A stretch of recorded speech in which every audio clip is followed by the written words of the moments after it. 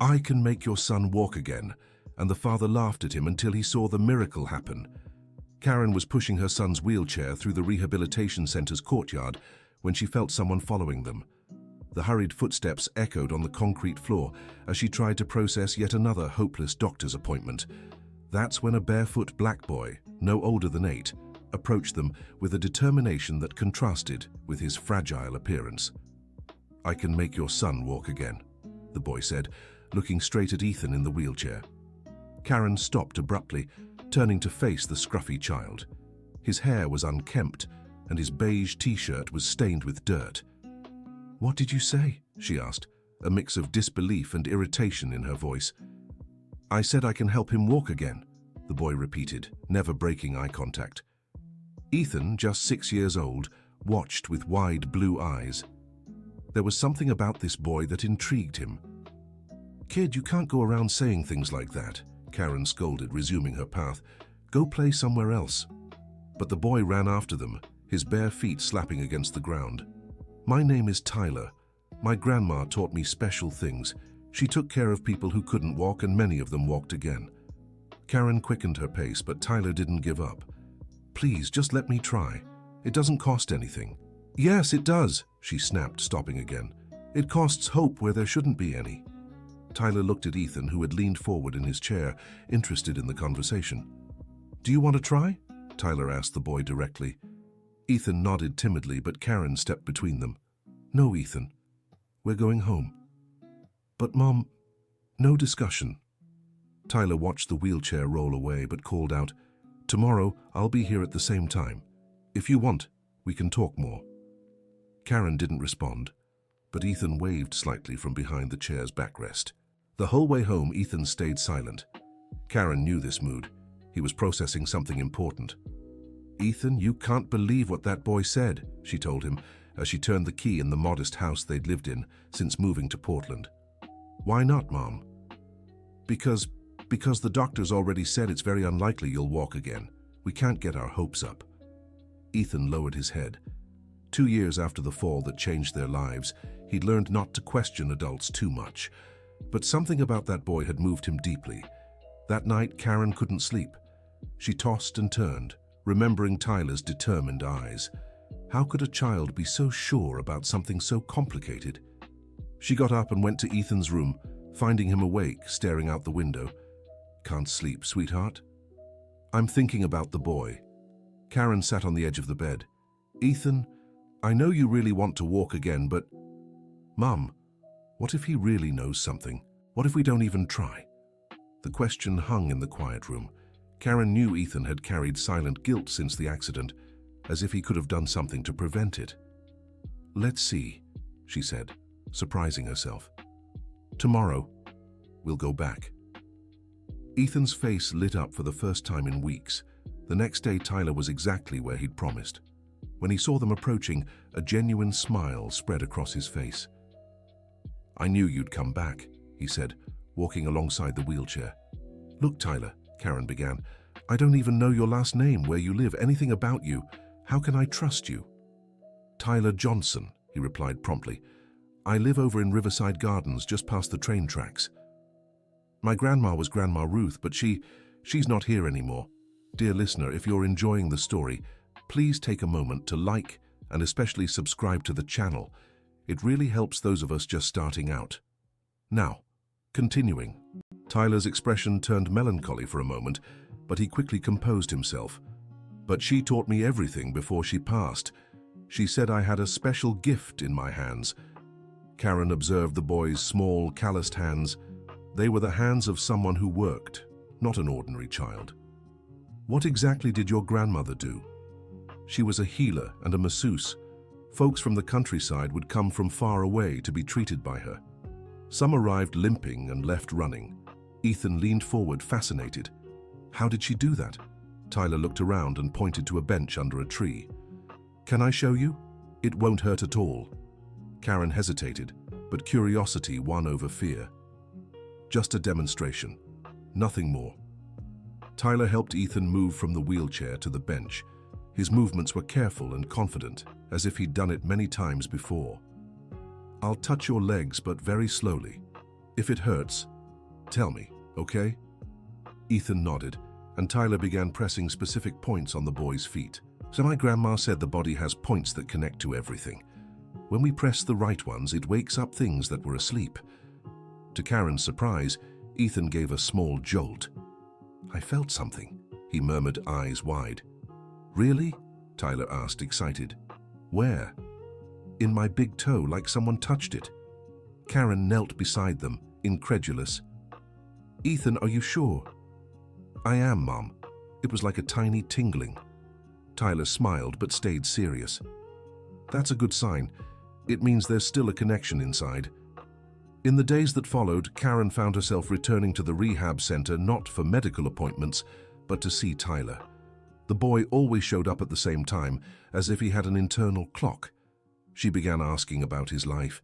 Tyler said he lived alone in a small house that had been his grandmother's, surviving with help from neighbors and doing odd jobs. Don't you go to school? She asked one day.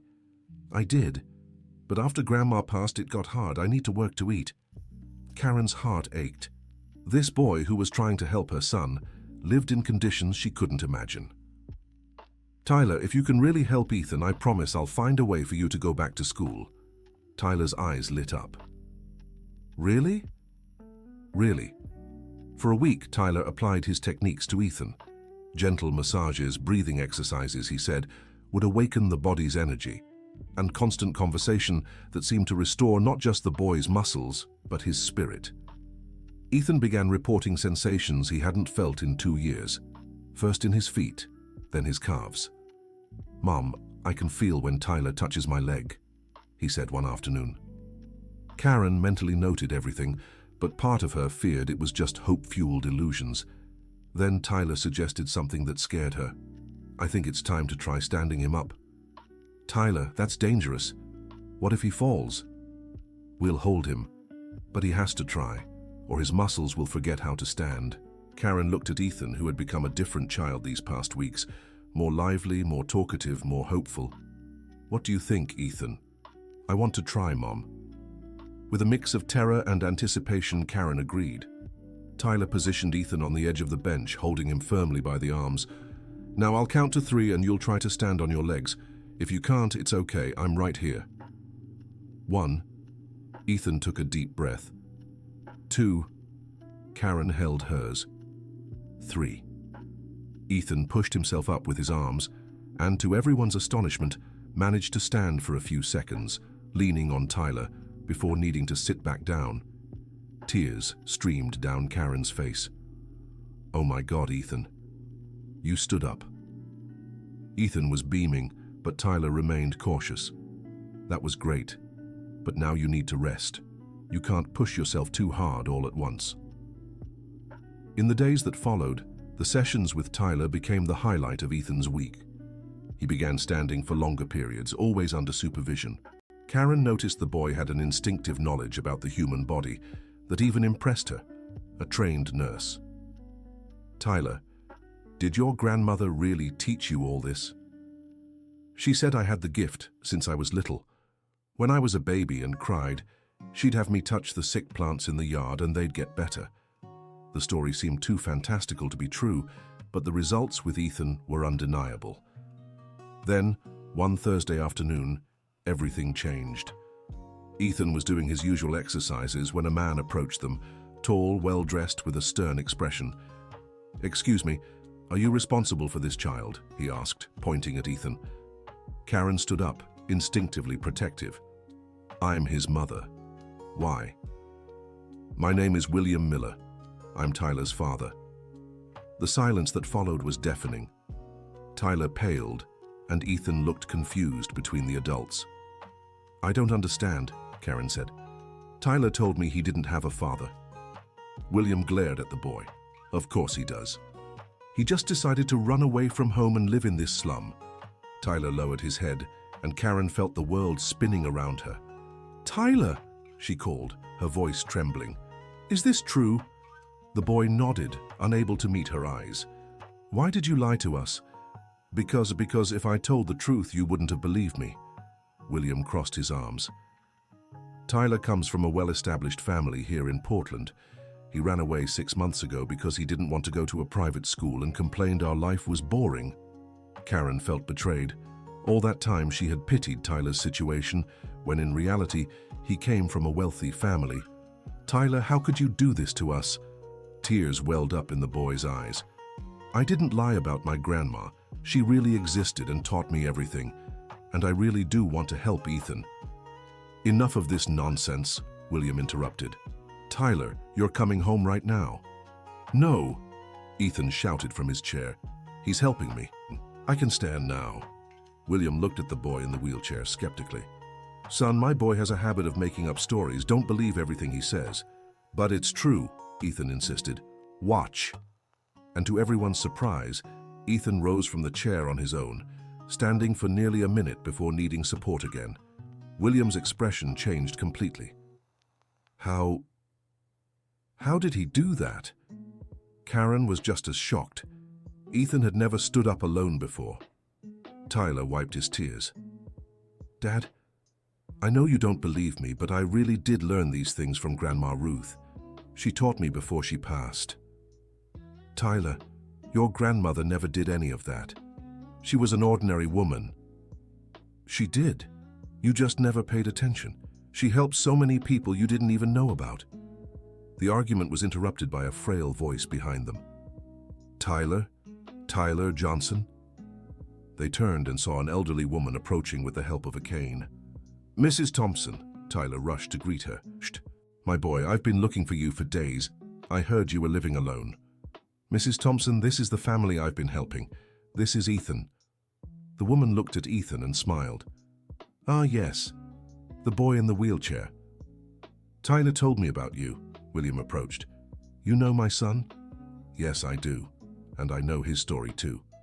Tyler really learned special techniques from Grandma Ruth. She treated me herself when I had back problems." She looked sternly at William. "Your son has a special gift, and instead of supporting him, you all keep doubting him. But he ran away from home. He's living in a slum now. Because you don't understand that he's different. Tyler doesn't fit into your world, but that doesn't mean he's wrong." Karen watched the conversation, trying to process everything. Tyler had lied about his background, but had been honest about his abilities. "Tyler," she said softly, "why didn't you tell us the truth from the beginning?" Tyler looked at her with still teary eyes. "Because I knew if you found out I came from a wealthy family, you'd think I was just playing at being poor. But I really care about Ethan, and I really learned these things from my grandma." Ethan, who had been following the whole conversation from his chair, spoke up. "Tyler, it doesn't matter if you're rich or poor. You helped me when no one else knew how." The sincerity in the boy's voice touched everyone present. William looked at his son for a long moment. "Tyler, if this is really what you want, why didn't you come home and tell me?" "Because you always say these things are nonsense for ignorant people. Remember when Grandma tried to teach me these things and you forbade it?" William lowered his head. He had indeed discouraged Tyler's interest in his grandmother's practices, dismissing them as superstition. Mrs. Thompson intervened again. "William, I knew you as a child. Your mother, Grandma Ruth, was a special woman. She healed more people in this town than any doctor I've ever known. She was my mother. I know who she was." "Do you really? You've spent so much time trying to forget where you came from that you've forgotten the good your family did." The silence that followed was heavy with tension. William seemed to be wrestling with long-buried memories. Tyler seized the moment. "Dad, I don't want to drop out of school. I just want to use what Grandma taught me to help people, like she did." "And what exactly do you want?" "I want to keep helping Ethan until he can walk completely again. And after that, I want to learn more about these techniques. Maybe study medicine or physical therapy, but without forgetting what Grandma taught me." Karen was surprised by the maturity in Tyler's words. For an 8-year-old, he showed impressive clarity of purpose. "Tyler's right," she said. "He really is helping Ethan. I see the difference every day." William looked at Ethan, who had managed to stand up on his own moments earlier. "And you, boy? Are you really getting better?" "A lot. Before, I couldn't feel anything in my legs. Now, I feel everything Tyler does. And today, I stood up by myself for the first time."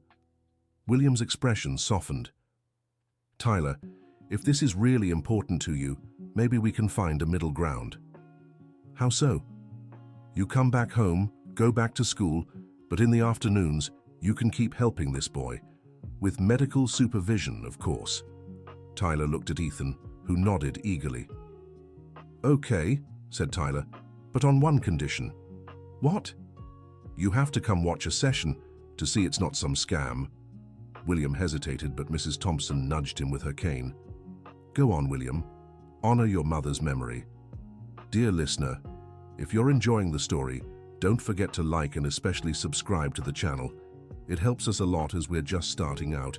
Now continuing, 2 days later, William showed up at the rehabilitation center. Karen was already there with Ethan when father and son arrived together. Good morning, greeted William, visibly uncomfortable. Good morning, Mr. William, replied Karen. Tyler told me you'd be observing the session today. Yes, I want to see what it's all about. Tyler approached Ethan with his usual demeanor, serious and focused. Ethan, today we'll try to take a few steps. Are you ready? I am. Tyler began with the massages that had already become routine, specific pressures on points along Ethan's feet and legs, circular motions that seemed to awaken something dormant in his body. William watched closely, noting the precision of his son's movements. There was nothing random about it. Tyler, where exactly did you learn these points? Karen asked curiously. Grandma Ruth showed me on a cloth doll. She said they were the same points the Chinese used, but she learned them from the enslaved people who worked on our great-grandfather's farm. William was surprised. He knew the family history, but had never paid much attention to these traditions. Now, Ethan, I'm going to help you stand and you'll try to take a step. Just one. Tyler positioned himself beside Ethan, holding his arm firmly. Take a deep breath and focus on your legs responding. Ethan closed his eyes, concentrated and slowly stood up.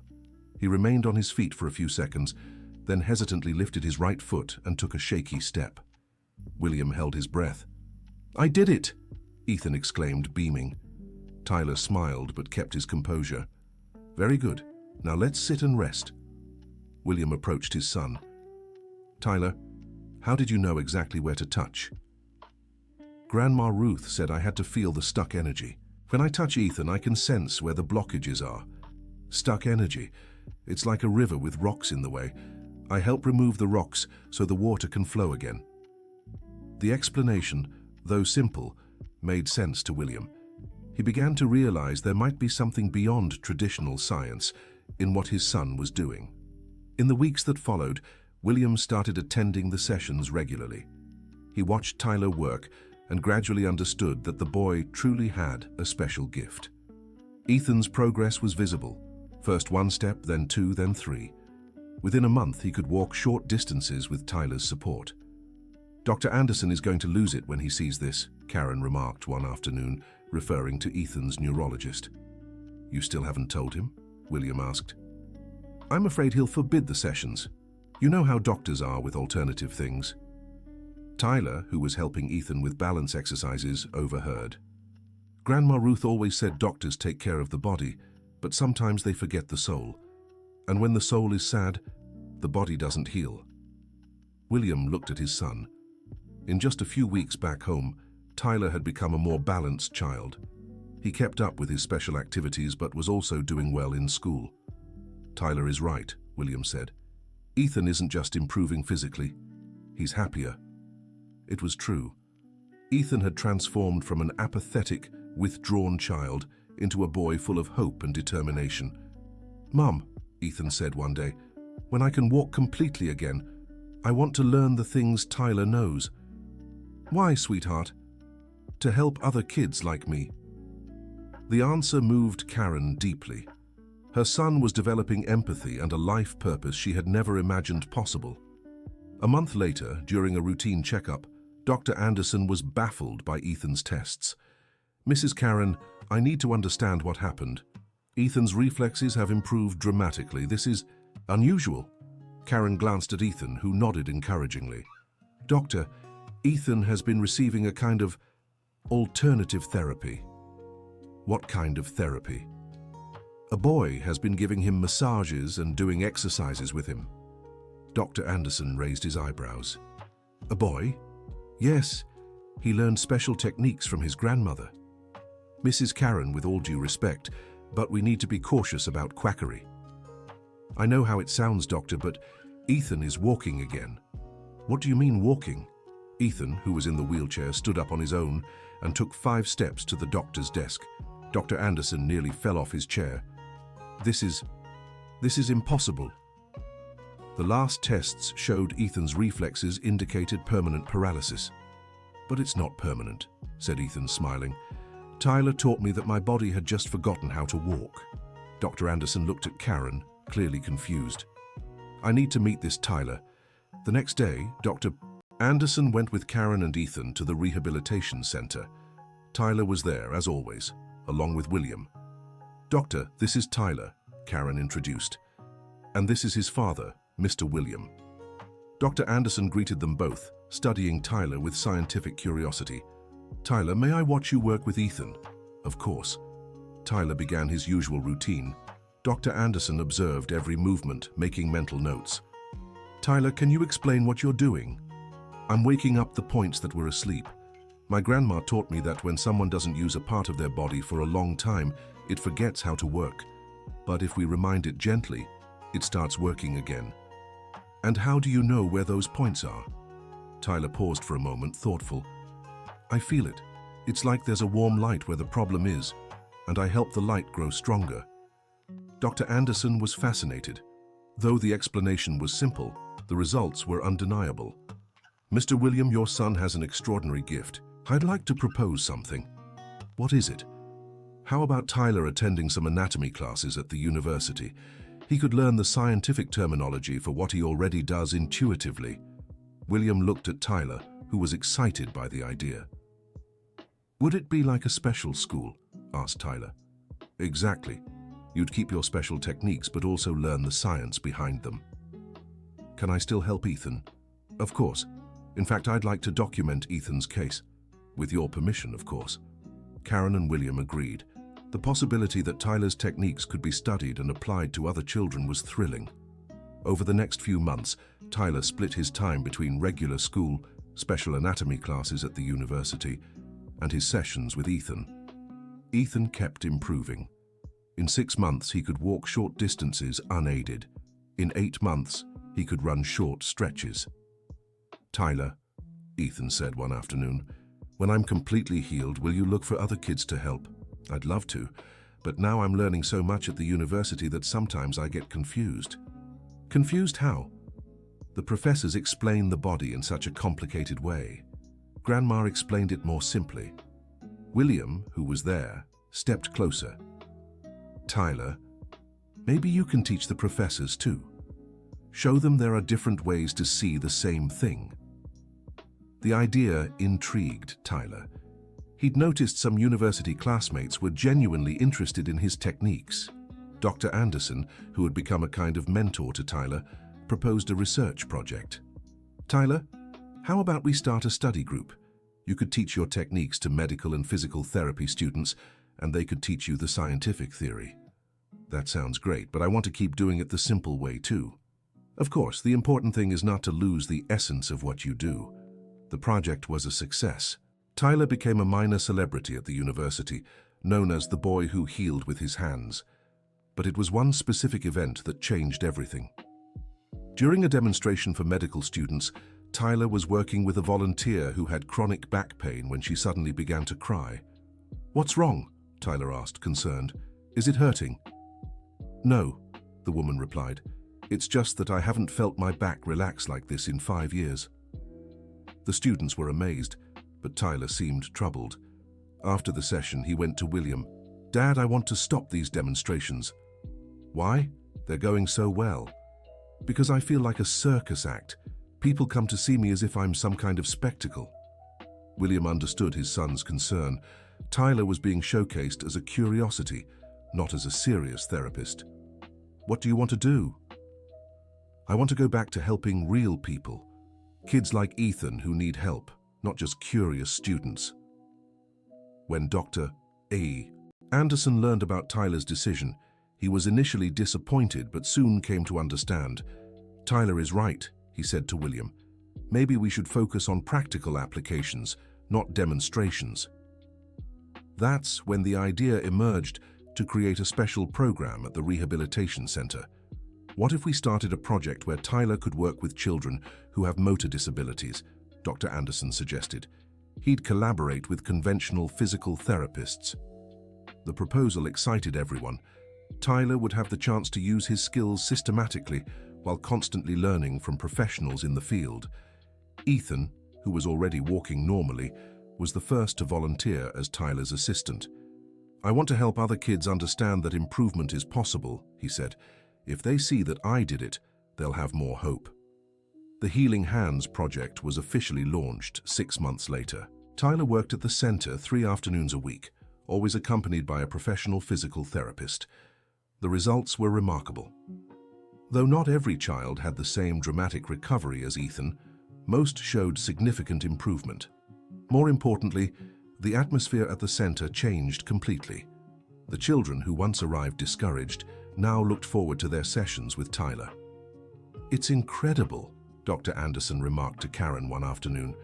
"Tyler doesn't just treat the children's bodies, he treats their hope."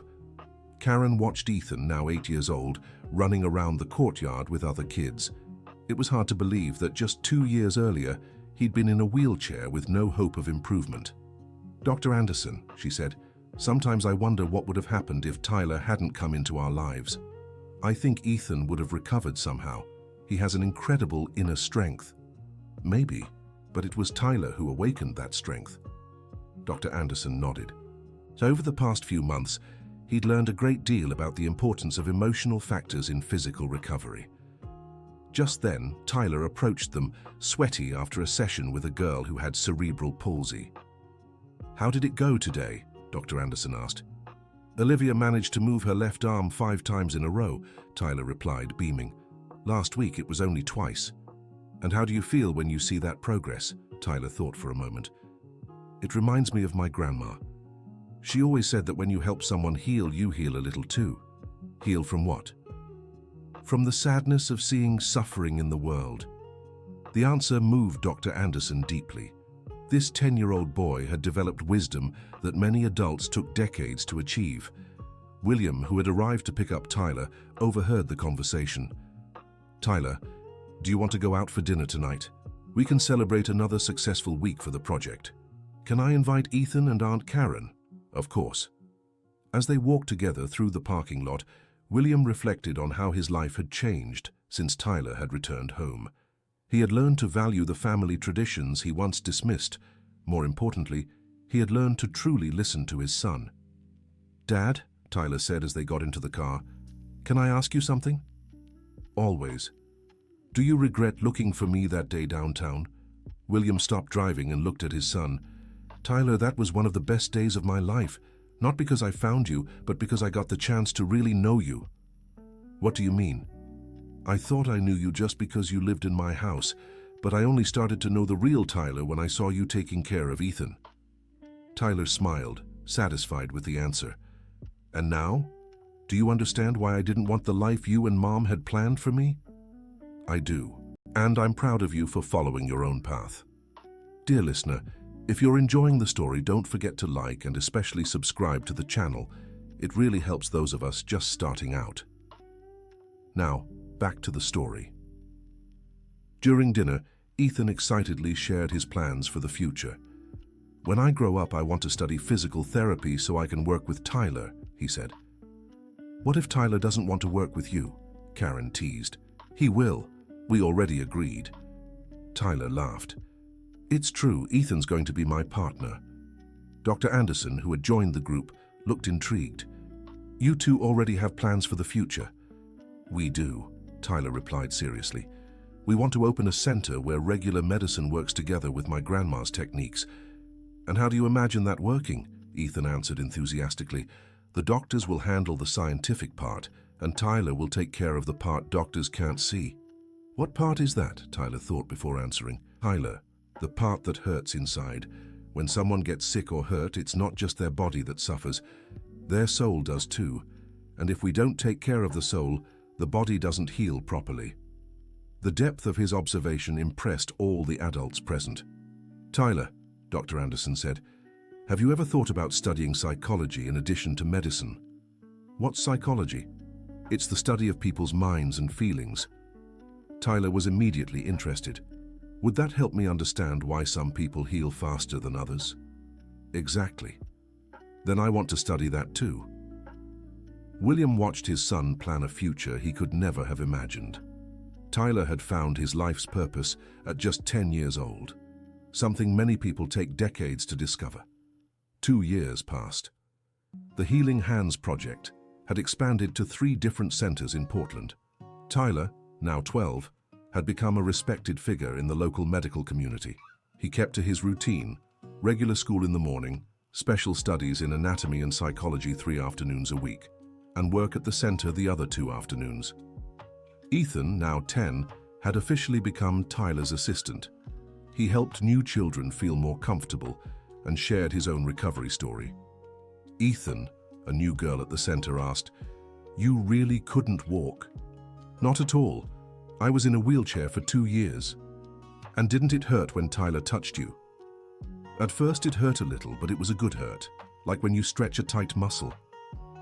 Tyler overheard the conversation and walked over. "Want to see a picture of what Ethan looked like when we first met?" The girl nodded, and Tyler showed her a photo on his phone. "Wow," she exclaimed. "You were really skinny, Ethan." "Yeah. When you don't use your legs, they get weak. But look at them now." Ethan flexed his legs, showing well-developed muscles. "Can I touch it?" "Of course." The girl touched Ethan's leg and smiled. "It's hard as a rock. That's the result of a lot of exercise. Tyler always says he just teaches the body to remember how it works, but the hard part is up to us." Tyler smiled proudly. Ethan had become an excellent assistant, able to explain the concepts in a way kids could easily understand. That day, they had a special visitor. Dr. Anderson arrived with an elegant woman. "Tyler, Ethan, I'd like you to meet Dr. Emily Richardson. She's a pediatric neurologist from New York and is interested in your work." Dr. Emily greeted them both with genuine curiosity. "Dr. Anderson told me about the extraordinary results you've been achieving. I wanted to see it for myself." "You don't believe in what we do?" asked Tyler, as straightforward as ever. Dr. Emily smiled. "Let's say I'm cautiously skeptical, but I'm also a scientist, and when I see consistent results, I get curious. Would you like to observe a session?" "Very much." Tyler worked with 2 children that afternoon. Dr. Emily watched closely, asking technical questions that Tyler answered with his signature mix of intuitive wisdom and learned knowledge. "Tyler," she said afterward, "may I ask you a few questions about your technique?" "Of course. How do you determine the exact pressure to apply at each point?" Tyler thought for a moment. "I feel the body's resistance. It's like pushing a door. If you don't push hard enough, it won't open. If you push too hard, you might break the hinge." "And how do you know when to stop?" "The body tells me. When the blockage dissolves, I feel the flow returning to normal." Dr. Emily was fascinated. "Tyler, could you teach this sensitivity to others?" "Some can learn, others can't. It depends on whether the person can feel the energy or just thinks with their head." "What do you mean?" Ethan answered for Tyler. "Some adults want to understand everything before they feel. Tyler teaches that first you have to feel, then understand." Dr. Emily nodded in understanding. "And do you have plans to expand this work?" Tyler and Ethan exchanged glances. "We do, but without losing the essence," said Tyler. "There's no point teaching the technique if the person doesn't have the right heart." "And what would the right heart be?" "Truly wanting to help, not just to show off or make money." The sincerity in Tyler's answer moved Dr. Emily deeply. "Tyler, may I make a proposal?" "Go ahead." "How about we create a research program in New York? You'd keep your work here, but help us train other professionals." Tyler hesitated. "I don't know. I don't want to be an experiment again." Dr. Anderson stepped in. "Tyler, it would be different this time. You'd be a collaborator, not a study subject." "Could Ethan come with me?" "If his parents allow it, of course." Karen, who had arrived to pick up Ethan, heard the proposal. "What are you all talking about, Doctor?" Emily explained the idea. Karen was excited about Ethan being part of such an important project. "What do you think, Ethan?" "I want to go, but only if it's to help more kids, not to become famous." The maturity in Ethan's answer surprised Dr. Emily. "How old are you, Ethan?" 10. "And you already know exactly what you want in life." "I learned from Tyler that when you find your purpose, age doesn't matter." William, who had arrived during the conversation, listened with interest. "Tyler, what do you think?" "I think it could be good, but with some conditions." "Like what?" "First, I don't want this turned into something commercial. Second, I want to keep working here too. Third, everything I teach there has to be available for free to those who need it." Dr. Emily was impressed by the maturity of Tyler's conditions. "All your conditions seem fair to me. In fact, they improve my opinion of you even more." The project in New York was implemented gradually. Tyler and Ethan started traveling once a month to the city, where they worked on complex cases and trained interested professionals. Tyler held firm to his simple philosophy: only teach those who showed genuine interest in helping others. "Some people want to learn just to stand out," he remarked to William during one trip. "Those people can't grasp the essence." "How do you identify who has genuine interest?" "It's easy. I ask why they want to learn. If the answer is about themselves, I don't teach them. If it's about helping others, then I do." Tyler's criteria were strict but effective. The professionals he trained became dedicated ambassadors of his techniques. Ethan had developed a natural talent as an educator. He was responsible for emotionally preparing children for their sessions with Tyler. "Ethan," a mother said during a session in New York, "my son is scared. He thinks it's going to hurt." "Leave it to me," Ethan replied, approaching the frightened boy. "Hi, what's your name?" "Joshua." "Joshua, do you like video games?" "Yeah." "Then you'll get this easy. You know when your character is hurt and you use a healing potion?" "Yeah." That's what Tyler does. Only instead of a potion, he uses his hands. And instead of hurting, it relaxes you. "Really? Really?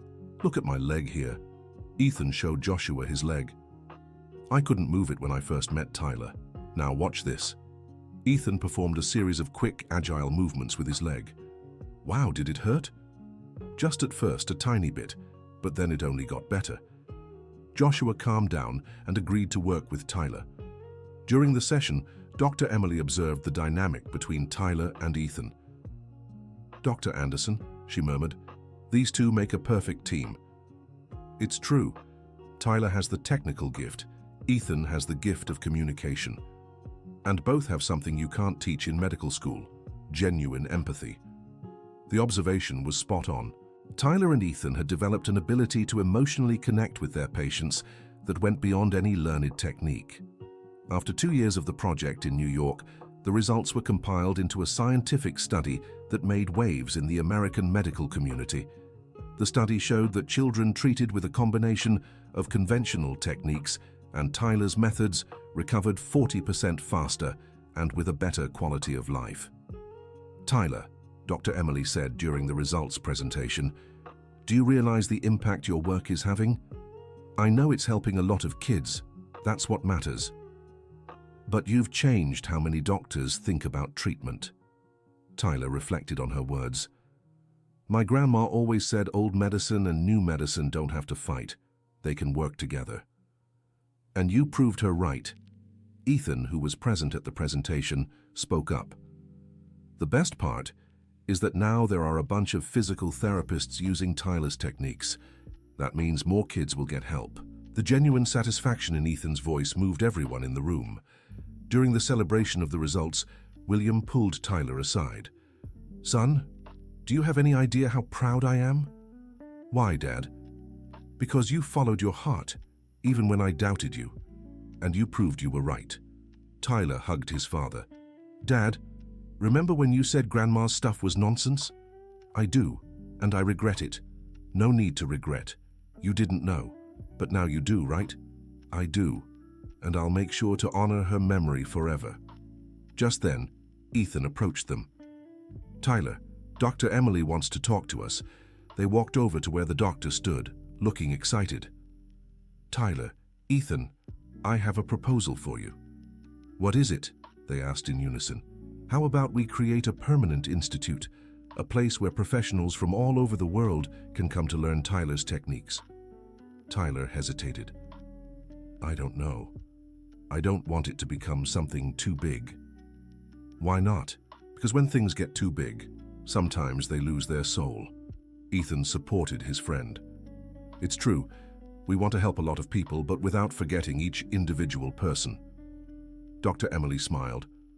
"What if we keep it small and personal? Classes of no more than 10 students at a time." Tyler grew more interested.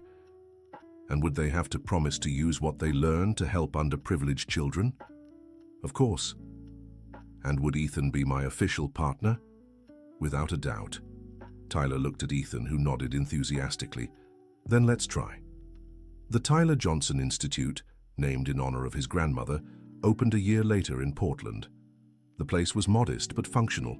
3 therapy rooms, a classroom, and a garden where Tyler liked to teach relaxation techniques. The first class of students included doctors, physical therapists, and psychologists from different states in the United States. "Welcome to the Institute," Tyler said in the first lesson.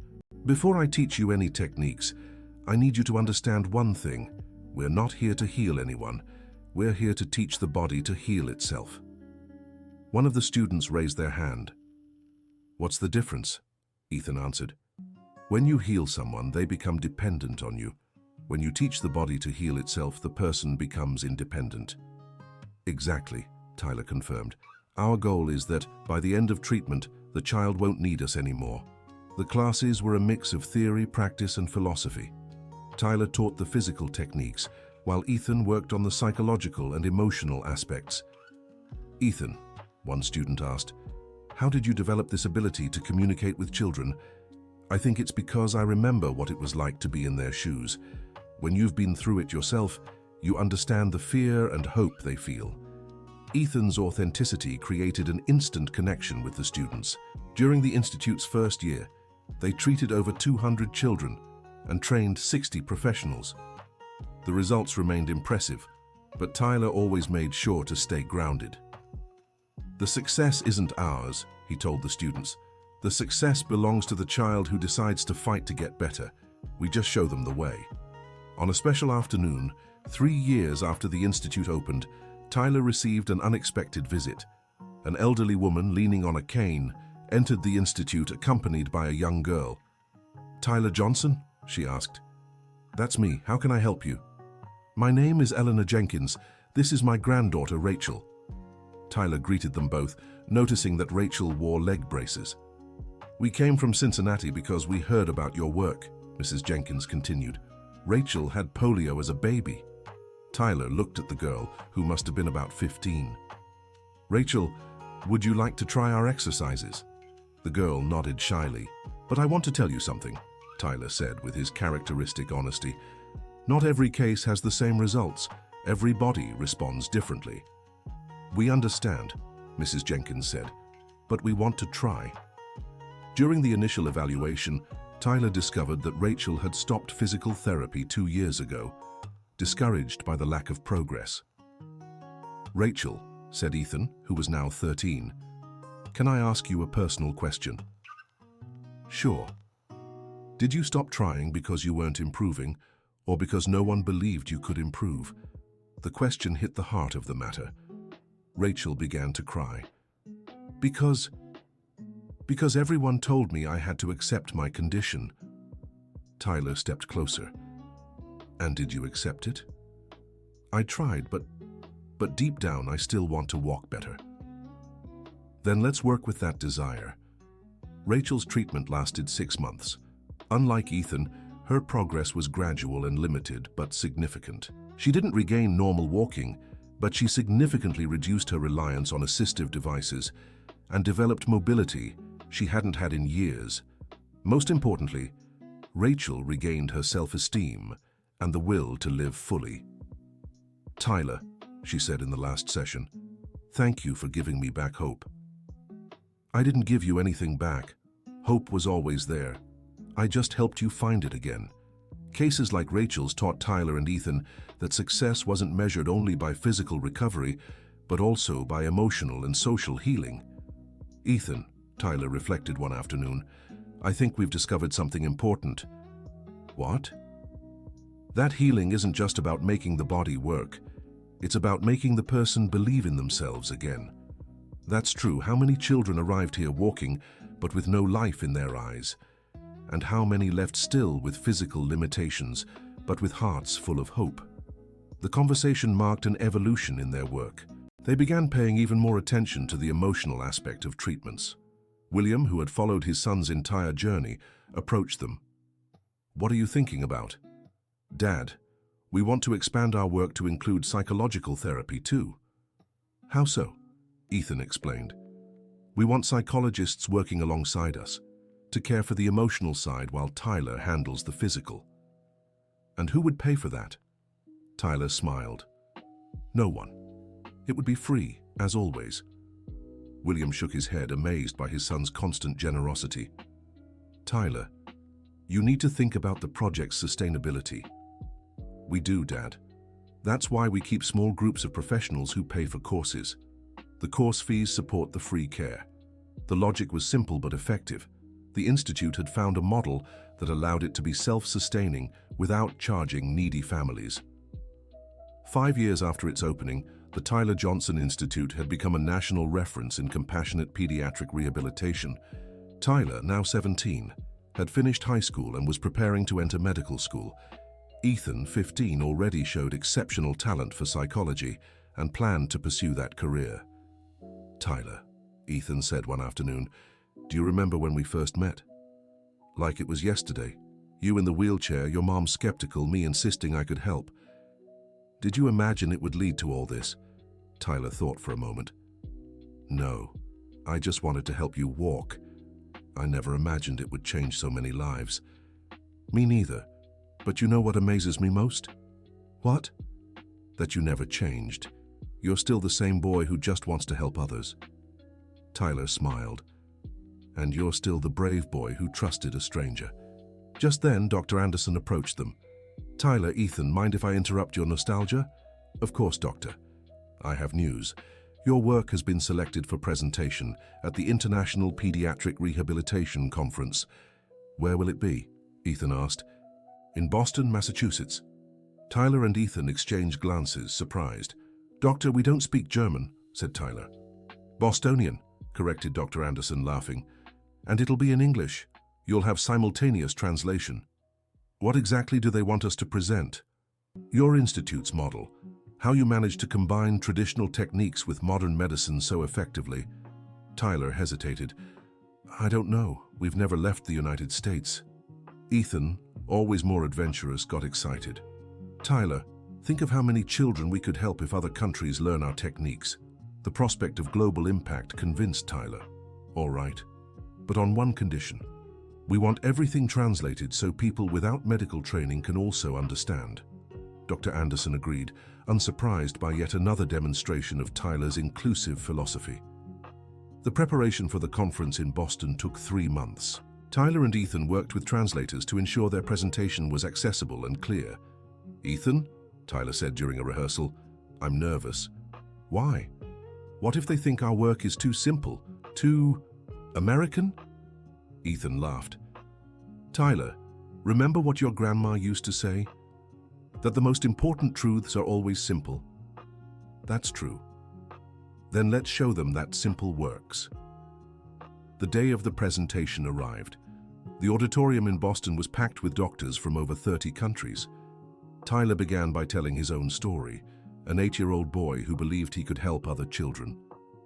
"Many of you might think starting so young is a disadvantage," he said, "but I've found it's exactly the opposite.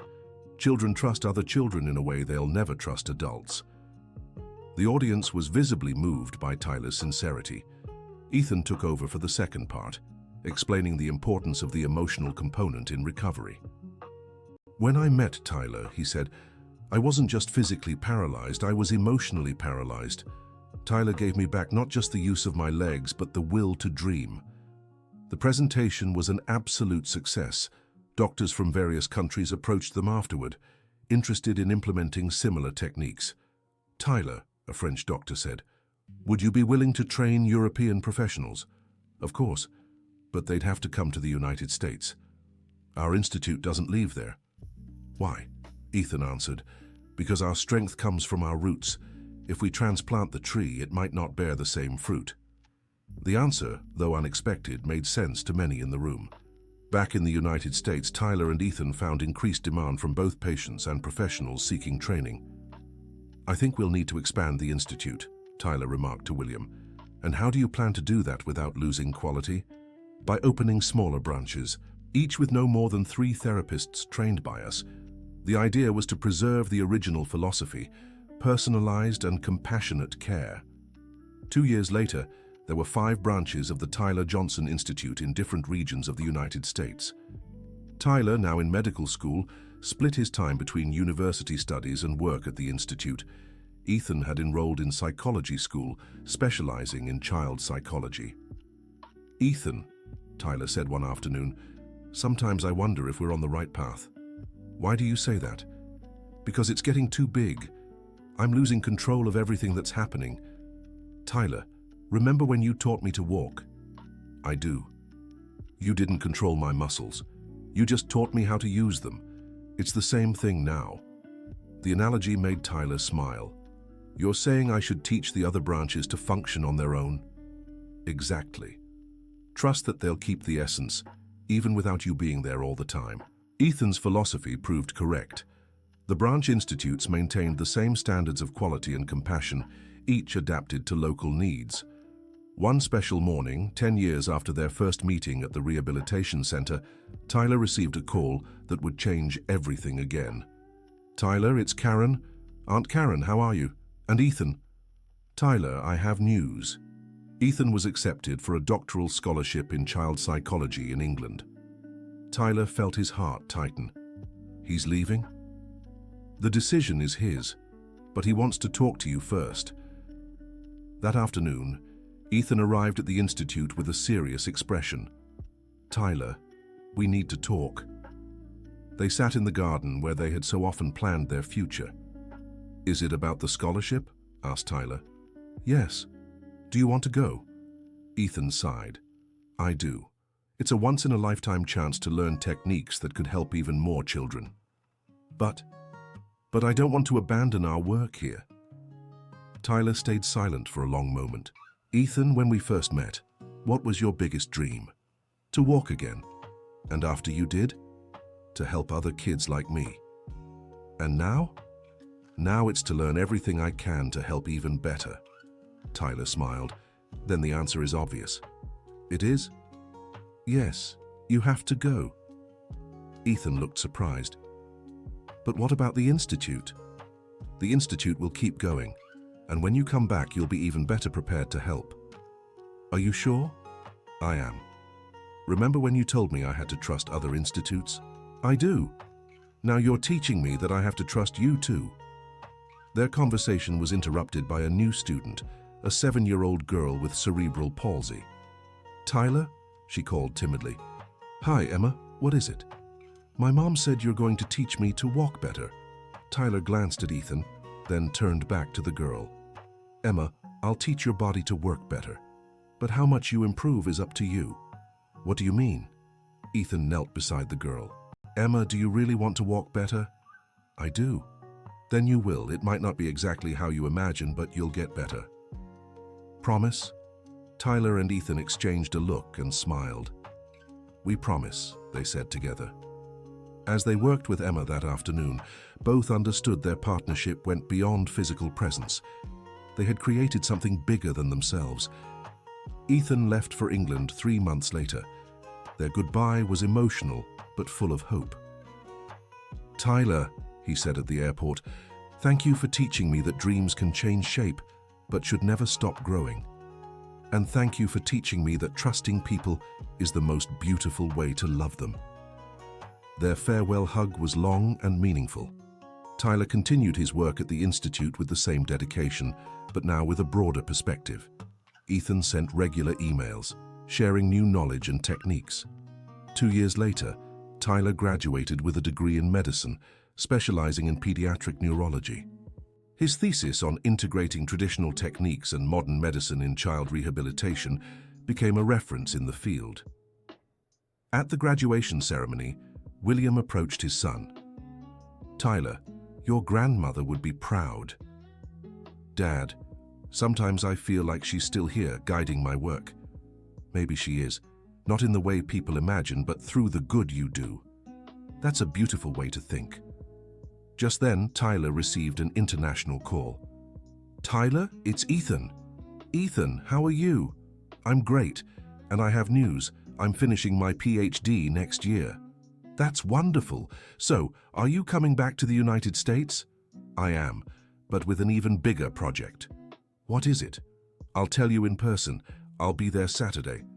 Tyler could hardly contain his excitement. On Saturday, Ethan arrived transformed, now a 21-year-old with a doctorate in psychology, but the same determined look as always. "Tyler," he said after greetings, "I learned incredible things in England." "Tell me." "I developed a method that combines your physical techniques with cognitive behavioral therapy adapted for kids." "How does it work?" "We work on the body and mind simultaneously. While you awaken physical connections, I work on neural links related to self-esteem and motivation." Tyler grew excited. "This could speed up results even more." "Exactly. But there's more. I secured a partnership with an English university to document and study our method. Would they come here?" "Yes." They wanted to create an exchange program where American students would come to learn with us, and some of our professionals would go there to teach.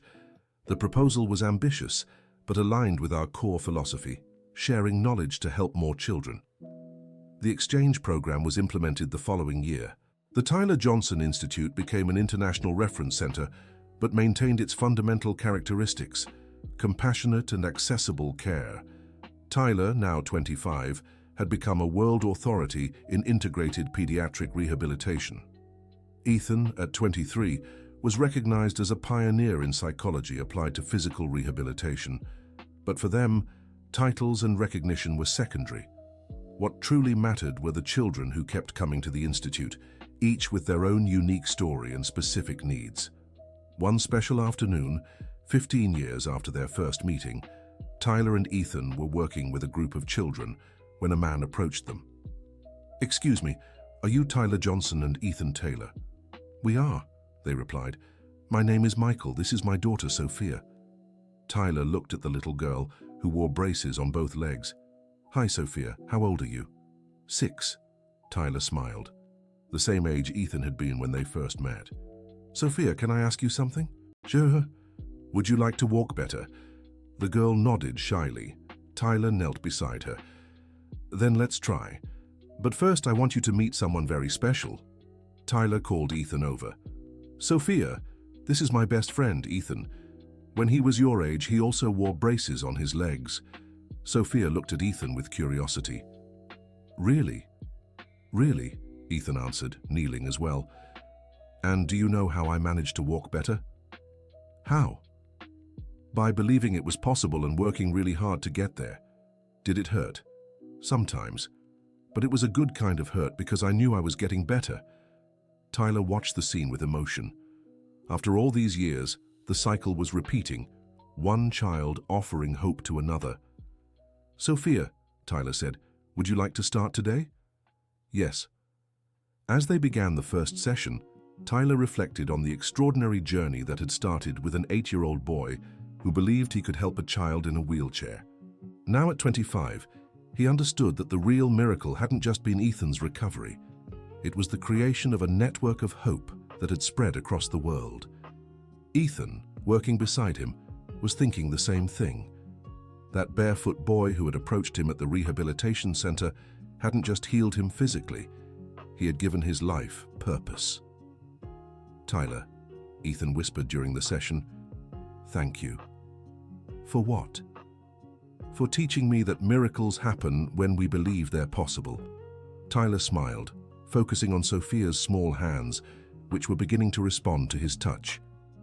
"Ethan," he whispered back, "the real miracle is that we still have so much work ahead." And so, in the same place where it had all begun, Tyler and Ethan continued doing what they had always done, believing that every child carried within them the ability to overcome their limitations. They just needed someone to believe with them. The afternoon light softened over Portland, and in the institute that bore the name of Tyler's grandmother, another child began their journey of discovering that the greatest miracles are born from faith, hard work, and love. The end. Tell us what you thought of this touching story about hope and perseverance. Do you think Tyler and Ethan made the right choices along their journey? Share your thoughts in the comments. We'd love to hear what you think. Don't forget to leave your like and, most importantly, subscribe to the channel so you don't miss other heartwarming stories that might touch your heart.